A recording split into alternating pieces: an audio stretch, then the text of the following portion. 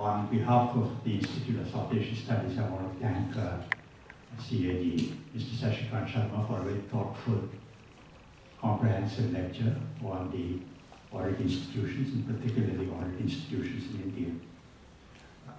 It's my privilege to be moderating this session because Sashikant is my colleague in the civil service. We work together. In particular, he was Secretary of the Department of Financial Services, and I was the Governor of the Reserve Bank. And the Department of Financial Services is the nodal department for the Reserve Bank. So in that sense, he was my boss in the government, so it's my privilege to be taking this session. But I consider you as my boss. And Mr. Sashikant Sharma, as Pastor Pillai said, has been widely recognized for his competence, professionalism, and integrity, and the fact that he's been appointed to an office like the Comptroller or the Auditor General of India is itself a tribute to his professionalism and integrity. We've had a very thoughtful lecture. Now we're open for questions and answers.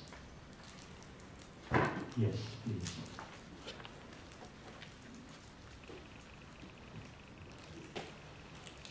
My name is David. I'm a Singapore lawyer. Mr. Sashikant Sharma, thank you very much for an excellent delivery.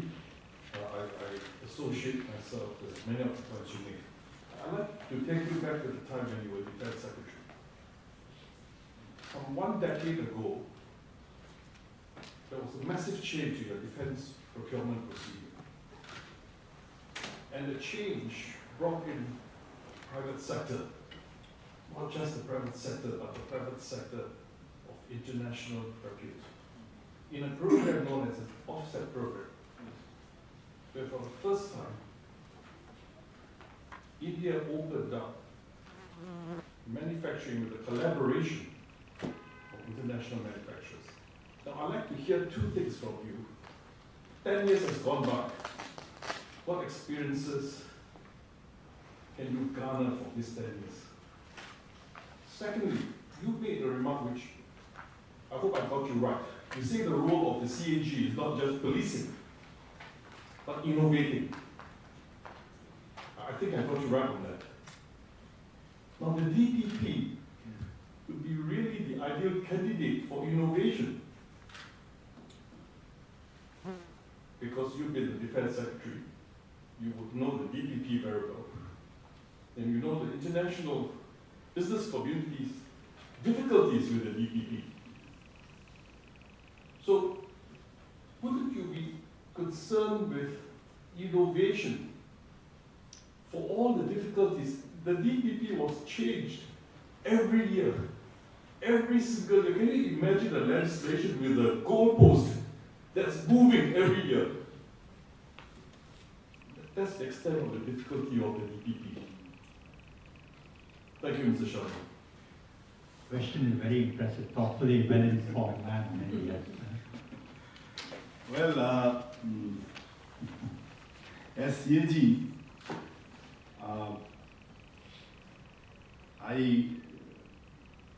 I feel somewhat hesitant in answering what I did as Defense Secretary. But still, I will attempt to reply to your question. And DPP, yes, DPP was evolved. And that's why there were changes. Now, why it was evolved? Well, everyone what DPP is. Yeah, it is defense procurement procedure. Now, defense is an area where people learn by committing mistakes by experience. The procedure was first adopted sometimes in 92. And there were, after that, after 92, we came to 2003. And as he very rightly said, in 2005, the first real document came out, which had offset guidelines also. Yes, it is unfortunate that offset has not come up to the expectations which we thought. Because, again, offset may not be very familiar to all, but offset is something which is a reciprocal arrangement by way of the person with whom we are entering into a contract, the company with whom we are entering into a defense contract, they in turn had to do some business with India. If it is a foreign company, obviously, offset would be applicable in case of foreign company. So now this type of mutual give and take is quite complex. So we evolved, and 2005 was the first year when we evolved some guidelines. Then there were changes. Some projects were taken up also. Some offset contracts have been executed satisfactorily. But yes, the expectation has not been met fully. There I agree. Now, this is what I explained, why it was changing every year. Because we try to work out a method whereby we could really make it a success. But it was an attempt. And till now we have reached a stage. Of course, I am speaking only 2 years back, whatever I have not seen. But now it is picking up. With the new government's emphasis on involving private enterprise, now also this issue of FDI also has been liberalized. Now 49% foreign direct investment can be. So probably now offset along with the investment from foreign companies, this may create an environment where really private enterprise will have some role in the defense sector in India. I think I have replied. Yeah.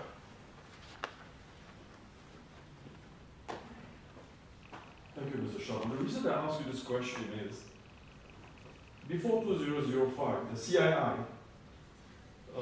made representation. Okay, I fronted some of the representation. Okay, and that's why I could speak as to why the DPP did not focus so much on the private sector. Now, a year after, I delivered a presentation in London on these recommendations.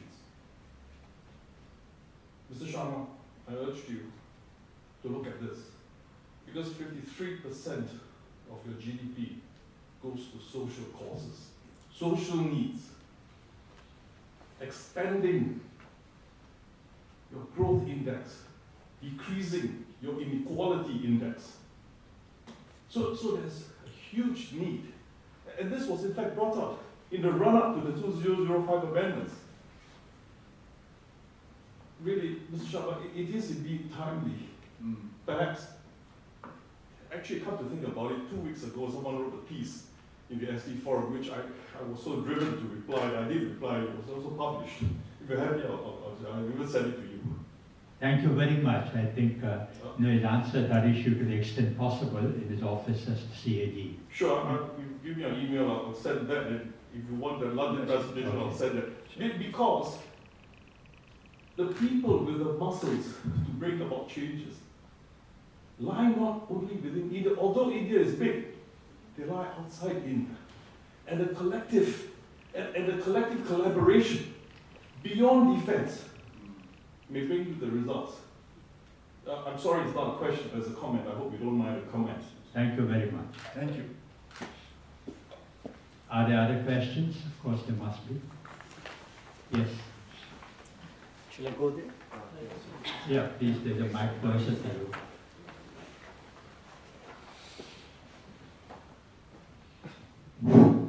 My name is Surinder Puri. I'm just on a personal visit here. My question is, you said that you make observations but do not assign responsibility. That's one thing I'd like to ask a little bit further as to, does something restrict you from doing it? Or is it for any other reason? Because if you know that a loss will be made, why would you not assign the responsibility? Second is the nature of the auditor, is the auditors come in after the expense has been made. But is there any way you can contribute in preempting any losses so that they won't happen? Very good questions. First is as to the responsibilities, what I meant was fixing the responsibility on an individual officer. Now we have to appreciate that auditor is not an investigating agency. So I am not required to, I am not supposed to investigate rather, and you can fix up responsibility only after investigating. I can say that yes, there is misappropriation, there is a possibility of fraud, all those things that we call raising a red flag. I can say this much amount is likely to be misused or misappropriated. We can zero in to the organization also, but it is not done in audit that we normally say that so and so officer is responsible for this. So this is a part of investigation. So this is what I wanted to mean, that I have submitted my report to Parliament. So let parliamentary system should come out with some methodology, while when the officer can also be named. You will find in our reports, normally we do not name officers. So this was a point which I wanted to make. The other point you have made very, very pertinent and relevant point, that is, while the project is being implemented, what are you doing? This is what you, and at that stage, if I am able to give some advice, some corrective recommendations, then they will be of tremendous help. Now, unfortunately, this type of system is not prevalent as it is in our statutory framework. But I am of the view that real-time, this is called real-time audit. Real-time audit may be of immense help. And if we can evolve a method, which we should, but you see, I work under a constitutional mandate and a statutory framework. If I cross that, then people will say, why are you crossing that? So yes, there is a case where we must, auditor should be, public auditing should be involved. Presently, this job is being done by internal audit. It's not that it's being neglected. So one way is you strengthen internal auditor system can be strengthened. Or the other way is that the CAG also is brought in as real-time auditor. But this is for the legislature to decide. But as of now, my mandate is limited. Yes, Your Honor.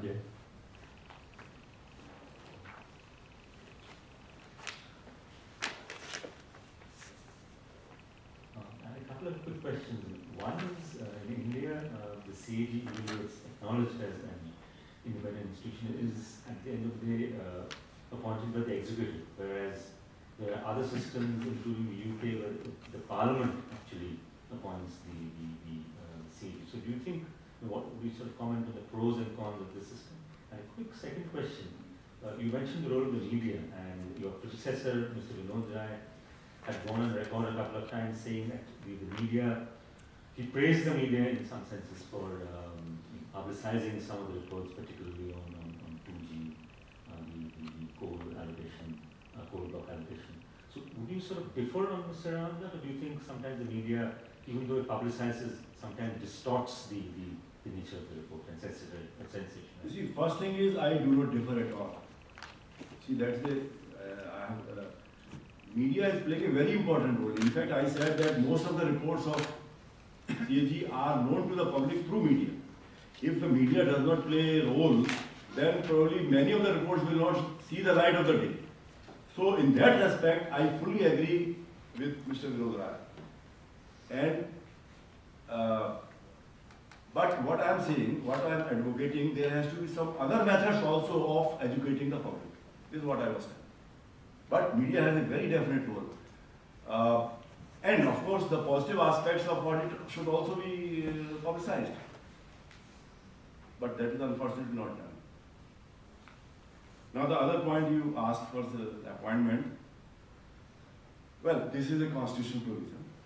And the power is with the executive. The president appoints CAG. There are different methods in different countries where CAG is not even independent, where CAG's appointment is made by the president but Senate ratifies it. Most of the appointments in the USA are like that. So there are different systems. But this is you see, Indian Constitution is a very valuable document in terms of checks and balances. Interesting issue is that once CAG is appointed under the Constitution by the executive, he is independent, in as much as that after completing his term, he cannot be given a government job. While in many other appointments, there are positions where you can occupy after retirement also. So they have evolved, the constitution makers in their wisdom, they evolved a system where adequate checks and balances are there. I submit report to the parliament, but through the president. But yes, so this is what I am saying.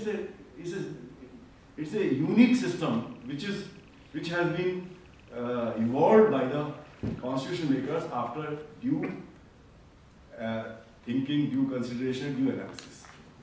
Yes. What do you say? Rahul?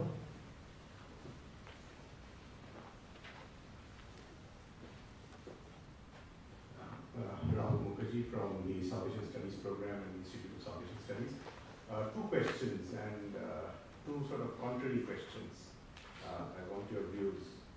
One is that you've served as a civil servant and now you're the chief auditor of the country, and you often find literature on administrative reforms that suggests that auditing comes in the way of efficiency. As the chief auditor of the country who's come from that route, where will you draw the balance? Do you really think that there are procedures in place that are archaic, that come in the way of dashing civil servants from doing interesting things? Had the audit procedures been a little bit more enlightened, not to compromise the importance of audit? My second question is that perhaps we see an increasing role of audit in an era where you actually require strengthened regulatory institutions in various infrastructure sectors. So for example, if the telecom regulator had been able to deal with the 2G scam, then the role of the CAG might have been less significant. But when you have, what you said is of course very pertinent, that you need very strong regulation, and the Comptroller and Auditor General is kind of the regulator of regulators. But do you see in India as it is emerging today a process by which political discretion of ministers who are not the competent authority is being made to surrender to regulators who are really the first audit point, really, with independence from the political executive in licensing and other things? Or do you see that on the one hand, that procedure is not being strengthened, and therefore everything has to be done by the CAG? Do you see a strengthening of regulatory procedures in that respect? No, first thing I very categorically said that if we have to have a control over the tendencies which I mentioned under the crony capitalism, then regulators, institution of regulators have to be strengthened. And of course CAG, though it's not a regulator, but CAG is in a different genre. I would suggest that CAG's institution is strong enough to undertake that challenge. But who is preventing executive to take a decision or policy decision?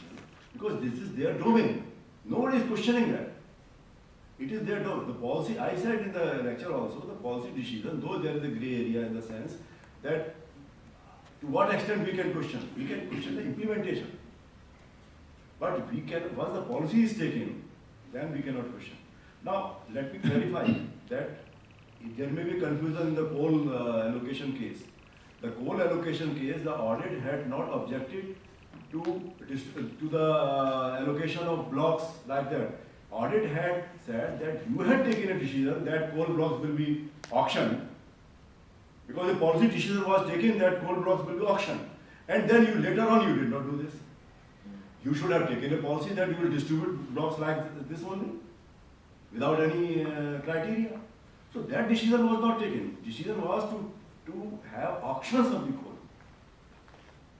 coal blocks. But why auction? Why government did not take auction of the coal blocks? So what I am saying that policy is a domain where CAG or any regulator will not question the prerogative of the executive. But once you take a policy, please implement it. That is one area. The other area is, which is slightly what I am mentioning the gray area is, when you take a policy decision, there are several inputs which go into framing of the policies. whether those inputs were really authentic and truthful. If later on somebody says that, yes, you said that this is my presumption, but the presumption itself was wrong, then can a regulator point out that you took a policy decision on a wrong presumption? That's all. So that's an area where we have to. Now you said innovation, etc. Nothing. You see, you take whatever executive can take whatever decision they want. Of course, if it is arbitrary or illegal, obviously somebody will go to the court and get it annulled. But as long as the decision is legal, not arbitrary, fair, transparent, who is going to ask questions? Audit will never ask questions. Yes, if it is not implemented properly, then audit will ask questions. I think I have clarified. You provoked a lot of thoughtful questions. Surya?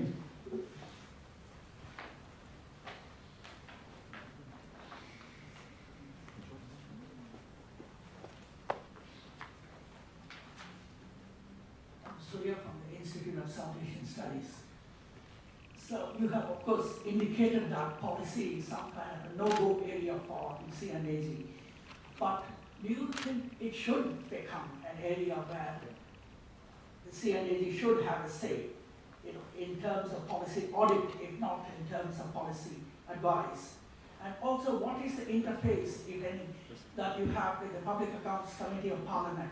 Is it just that the President will forward your reports to Parliament and it is left to Parliament to decide who should take note of that? Or is there any mechanism by which you would be in touch with the Parliament committees? These are the two questions. Okay, as far as the Parliament committees are concerned, let me tell you that we are in day-to-day touch with them, and they also do very good work. It's not that they, but their time is limited. See, I produce something like 160 reports in a year. Out of that, some 35 to 40 reports are of the union. Now, to expect any committee, which is obviously part-time, because they have to attend the Parliament also, they have to attend their constituency also. So if I expect that they will be able to really examine all the recommendations of CAG which are given in 40 reports, it is, I think, impractical. So some method has to be evolved. In fact, they have done it, and we have heard that they have worked out some subcommittees also. And each subcommittee is given some reports. So they try their best. It's not that they anyway lack in that. And some of the Public Accounts Committee have done a wonderful job in the past, let me tell you. And our officers, myself also, we meet them, we are in touch with them. So that type of communication is 100%, I can say. Now the other point is that policy domain, what is my view? I would not support that, because if CAG decides policy also, then what the executive will do? Again, as I said, that there is a very balanced situation given in the Constitution, and none of us should try to disturb that. If it is done, then it will strike at the very framework of the Constitution. Policy and decisions are to be taken by the executive. This everyone knows. I mentioned that I can help in improving the policy design by way of my positive recommendation at times. But if I go into the whole realm of policy making, and then that is none of my, we should not be. The answer is categorical no. Any other questions? Yes, sir. And I think I don't want to go there. My name is Tan Chi Ping, a retiree. I just want to find out from you, to what extent is the composition of the Public Accounts Committee important? In the sense that you have very little opposition members in the committee, then the government member will try to cover up, put the thing under the carpet. Therefore, they will not do anything of your report. So your report will be just sitting there doing nothing. But if you have a very strong opposition member in the PAC, then I'm sure they will dig up every small thing that you have found. So can you comment on that, that the opposition content is very important? I rather not comment on the working of the parliamentary democracy, but these things are there. Of course, the government committee of But let me tell you, my experience is somewhat different.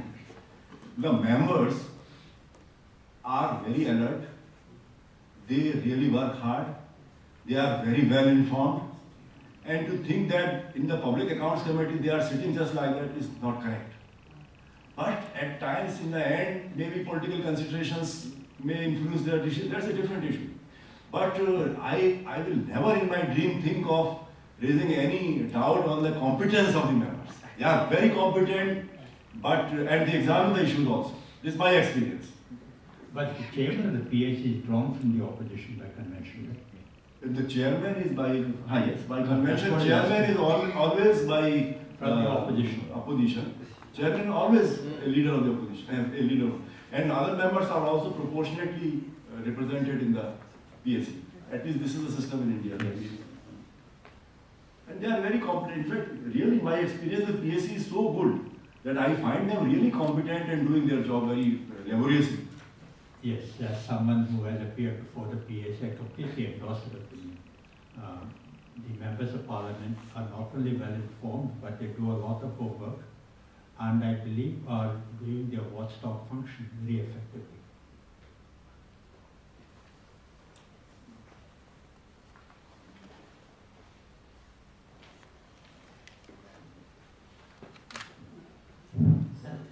Thank you for your lecture. I'm Sakanaran from Lingwani School of Public Policy. My question is about the Ganga River. About what? Ganga River. Yeah, and the Ganga River get burned into failure. Now, present government initiate to clean up Ganga. My question is, what kind of government issues behind the failure of project 1 and 2? Please. That's a very specific question. Specific question. We have reports on Ganga Action Plan. If you want, you can go through those reports. We have audited this Ganga Action Plan. We have audited, and we have come out with very lucid and categorical recommendations. So that you can probably will have to see. But I do share your dismay and dissatisfaction with the Ganga River, of course. Thanks. Any other questions? So that brings to a conclusion this very nice, very thoughtful session. It's been very rewarding listening to you, Mr. Sharma. And I want to thank all the audience, the people who asked questions, and everyone else who's made this event a very learning experience for all of us.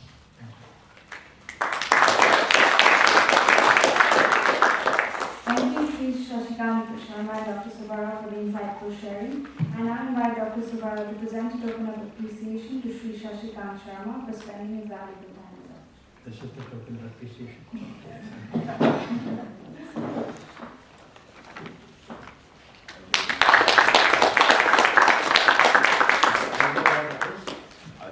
The commemorative This is book. the latest book. The Indian commemorative book. India, Singapore. I see. Shared future. Very well done. Thank you very much. Ladies and gentlemen, we now come to the end of the public lecture. Thank you for your participation. Without further ado, I would like to invite you to join us for the tea reception outside the auditorium. Thank you and have a good weekend. And a big round of applause.